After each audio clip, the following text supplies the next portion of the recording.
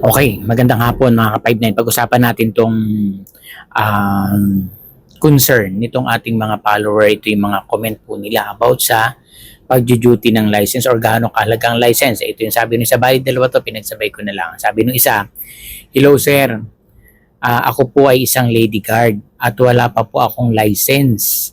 Pero naka-duty na po ako. Hindi ko po kasi ma-afford yung pagkuha ng license kasi mahal yung sweldo. Kasi mahal yung sweldo ko lang po kasi 450, hindi po minimum.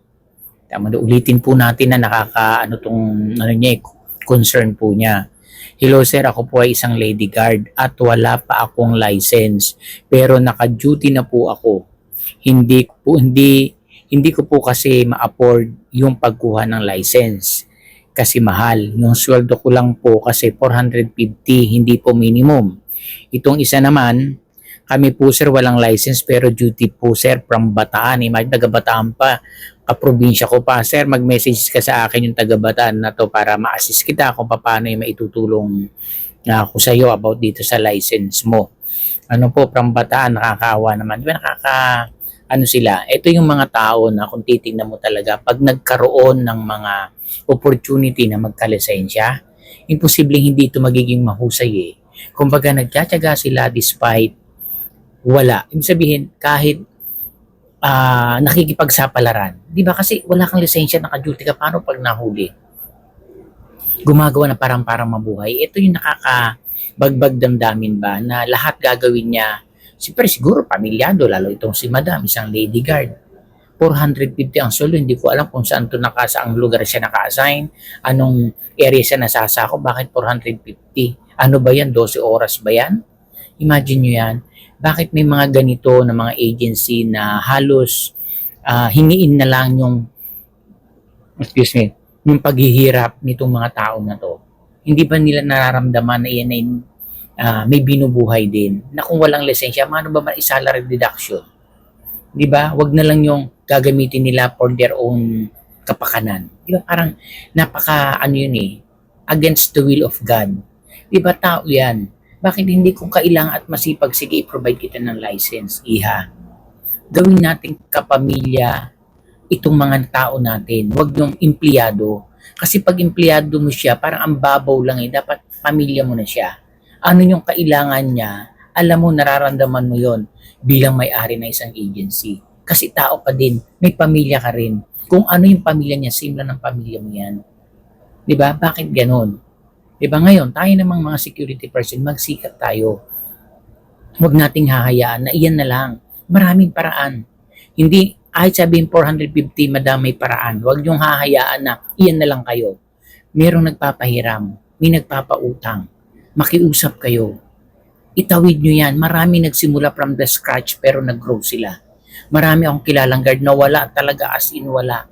Halos nga minsan may mga ini-interview ako when I was in San Juan sa condominium. Makakwento ko lang para naman yung iba maging aware sila na ano ba ang trabaho na meron ka. Ano yung nangyayari sa buhay mo. Dahil din sa iyan, may laki ang party mo bakit nagkakaganyan ka. Hindi natin sinisisi. Kung baga gusto ko lang i-challenge kayo. I-challenge kayo na to the point para lang kayo i-down. Hindi yun eh. Kumbaga, inaano ko na maraming nararanasan na higit pa dyan sa inyo. Pero hindi sila nanatili na iyan na lang. Sige, ngayon wala kang license, nagtatrabaho ka. Gumawa ka ng paraan. Siguro naman eh, kahit sa ako kasi nag-start din ako from security. Hindi ako dito talaga dapat ang forte ng trabaho ko eh. Wala din akong license ng color room. Kasi when I was in Manila talaga nagkaroon ako ng problema about sa work ko, ganyan. So talagang kailangan mo ng dahil siyempre working student ako that time. So yun nga, napunta ako sa ganun, walang license, dati usap ang SBR noon. Pinasok ko ng tsuhin ko, ganyan, hanggang sa nakiusap ako sa agency na mag-training ako, pinayagan niya ako. Ganong kabuting agency ko na kahit hindi sila ganong kalaki. O sige, sabihin natin Colorum na way back 2003. Pero andun pa rin yung puso ng may-ari.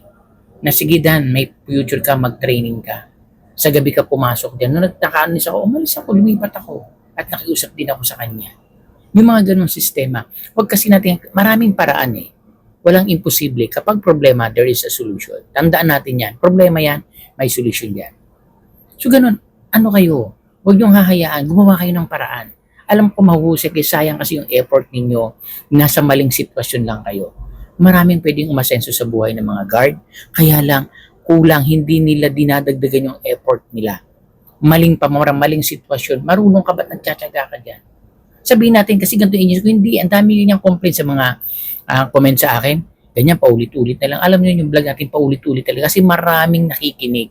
Hindi niya kasi hindi makapag-browse sila. Kaya nga pag nakita ko, kailangan ko sagutin, binablog ko na. Hindi ko na sila tinetext kasi siyempre para lahat maraming makapanood. At kung kayo naman nanonood na alam nyo na, ilib nyo na. Huwag na kayo wish na paulit-ulit na lang. Ganun po talaga ang buhay. Marami po tayong mga dapat na tulungan. Parang pagtulong yan, nagbigay ka ngayon. Alam naman, nagbigay na ako, hindi ko na ulitin. Ganun din, ulit-ulitin mo lang yan. Ulit-ulitin mo lang. At yung makakabasa niya, makakapanood, blessing, ikaw na napanood mo, ilib mo na. Diba? Ganun lang eh. So, wag po tayong manatili. Madam Sir, yung nag-comment po na yan. Message kayo sa akin na kung taga saan kayo, ano yung province ninyo, I mean, ano yung anuhan ninyo dyan para ma-assist ko kayo, na mabigyan ko kayo ng mga pamamaraan para makakuha kayo ng license. Ano po, kasi kahit siguro naman sa mga ibang government, na dapat itong mga security guard na gustong mag-guard, pag lumapit sana sa ating mga LGU, kung pwede sana na sila yung mag-assist, bigyan ng assistant na makapagkuha ng license. Diba? Kung iyan ay galing from the LGU, sana matulungan na mayroon silang ipapakita dun sa kuhanan ng license na i-ano sila ng how many ilang percent or yung ano na yung magtulong kasi ang dami naman tinutulungan yung sa mga corpus na yan, di ba? Maganda naman yung tulong eh. Itong mga ito naman tulungan din natin. Di ba? So, mahalaga kasi usapin yung license sa security. Huwag nating hahayaan na manatili kayong ganyan. Kasi talagang hindi kayo makakapag-grow dahil makokontrol eh. Wala kang license para kung mag-a-apply sa mga agency. Siyempre, ang hinahanap ng agency, license. O, sabi pa tong isa nga, kami, di madami sila, walang lisensya. Ano ba sir yung dinudutihan ninyo? Naku po, baka mamaya, pag nagka-problema, wala ka ng lisensya, wala ka pa, nag-effort ka pa, nagbayad ka pa, baka ang worst na magka-blacklist pa kayo sa social po niyan. Di ba? So, gawa po kayo ng paraan. Pwede manghiram, mangutang pa sa magbayad, makiusap kayo. Imposibleng walang tutulong sa inyo. Kasi ang pagpaparas talaga yan, medyo may kabigatan talaga. Siyempre, magastos po talaga yan. Kaya sinasabi ko, ang pagiging guard hindi biro. Sabi lang, 40 lang, hindi yun eh. Yun, masasabi ka lang kasi nga ala kang lisensya. So, andun ka sa field, pero hindi mo na-meet yung talagang dapat na parang yung mga katulad mo din na nasa industry na yan, sumisweldo ng tama, ang trabaho nyo parehas, pero ikaw, hindi, kasi nga may kulang. Huwag nating madaliin. Ngayon, kung naandyan na kayo, ipon, or kumausap kayo sa mga pamilya nyo. Ang dami ng pamilya, siguro sa mga pinsan ninyo. Mag-ambag-ambag yan, imposible. Diba? Tulungan natin, kasi sayang eh, na wala kayong lisensya. Kasi ito yung pinaka-proof ninyo na kayo isang security personnel dahil lisensyado po kayo. Ayan yung license po. Huwag kayong mano na wala kayong lisensya. Pahalagaan nyo yung sarili nyo. Kasi pag nandiyan kayo na wala kayong lisensya, parang yung sarili mo, hindi mo binibigyan ng halaga. Una, pahalagaan nyo yung sarili niyo. Hindi yung kayabangan. Ang pagpapahalaga sa sarili, isang number one duty natin yan. Pagmamahal sa sarili yan, pagrespeto sa sarili yan. Kasi, paano mo irerespeto ang iba kung yung sarili mo hindi mo binarerespeto? Una, wala kang lisensya. Hindi mo binibigyan ng dignidad yung sarili mo bilang guard na ikaw ay lisensyado. Na yung profession mo na yan, yung trabaho mo na yan ay legal kasi lisensyado ako. Hindi kayabangan yun. Iyan dapat ang binibigyan ng halaga ng mga security. Bago kayo mag-start, dapat ito muna. Lisensya muna, hindi nag-duty na kayo walang lisensya. Diba? Kung papasok kayo, isipin nyo, makakuha muna ako ng lisensya. Punta muna kayo sa mga trabaho na walang laylay. Hindi ko sinasabi na baba natin sa construction kayo. Mangamuhan kayo kung kinakailangan 1 buwan, 2 buwan. Kung humingi kayo ng tulong sa mga kapitbahay na kayo muna yung maglilinis ng ganito, i-offer nyo yung skill ninyo habang kayo kumukuha ng lisensya. At pag nakuha nyo na, apply na kayo. Kasi kapag dokumentado ka, well-equipped ka, you have a choice. May option ka. Hindi yung lahat binigay kasi okay na. 450 baka 12 oras, magkano lang yan? Ang 8 oras po ngayon sa NCR 695 na. Ay baka nasa NCR ka 450, ano ba naman yan? Paano ka mabubuhay dyan? Diba? Oh, sige, sa simula okay lang. Huwag mong i-ano. Kaya yung iba sinasabi, uunahin yung uniforme, liklit naman ng sweldo. Paano ka lalaki ng sweldo kung itsura mo naman, mukha kang, di ba? Hindi natin dinadown. Huwag kayong titingin muna sa sweldo. Sabi ko sa ibang kasama, magtyaga kayo dyan, experience ang hanapin ninyo. Pag simula pa lang kayo, bago kayo, nasa kayo sa ganyan, hindi hindi yan aksidente. Kuhanin mo ang experience diyan. At pag natuto ka, lumago ka, yan ang gagamitin mo para ka ngayon makapunta sa iba na alam mo naman kaya mo makipagsabayan. ayusin mo na yung sarili mo, mag-uniforme ka ng tama, despite yan ang sweldo mo, despite yan ka man naka-assign, kahit hindi sa mall yan, kahit sa bakanting lote yan, kahit sa mga junk shop ka na sa'yo na merong guard, kung halimbawa meron, malaking junk shop yan, ayusin mo. Hindi yung mukha, junk shop na binabantayan mo, daig mo pang ano, para kapag nasama ka dyan, mukha na tayong basura. Di ba? So, iibahin natin. Ngayon, pag nalipat ka, alam mo na, that is the standard. Hindi ka na mag-a-adjust. Kasi ang iba, ang iniisip palagi, sweldo agad. Paano tayo bibigyan ng malaking sweldo? Kaya we are the product. Produkto ka. Tapos, ang product mo, madumi, hindi maayos. Are you sure bibili ng customer yan? Ayusin mo. Ikaw, product of yourself. Oh, sigurado natangking pa ng agency. Mahalaga po ang lisensya. Kaya, kailangan po natin magpursige. Ayun yung nag-comment po, ano po na yan, sir, madam, kaya niyo yan, walang imposible. Maraming tutulong sa inyo. Alam ko naman sa tingin ko, hindi kayo mga anong klase ng tao eh. Dahil nga, di ba, kami nga, sir, naka-duty, wala kaming lisensya from Bataan. Imagine nyo yan.